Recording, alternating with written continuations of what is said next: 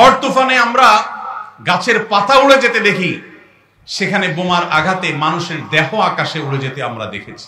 প্রিয় ভাইরা, আজকের বিশ্বকে বলা হয় সভ্য পৃথিবী, আজকের পৃথিবীকে বলা হয় নাকি মানবিক পৃথিবী।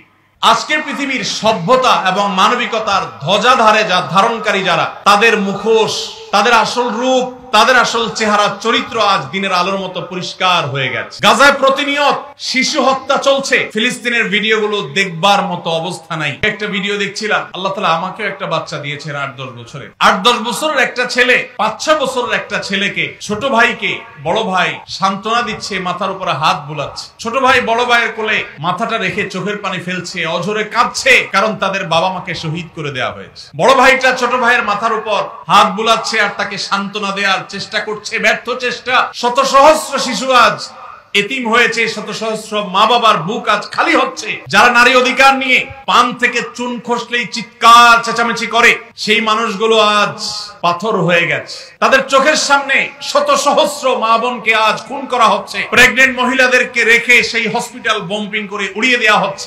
আজ সেখানে শিশুদের আর্তনাদে আকাশ পাতাল ভারী হয়ে উঠছে।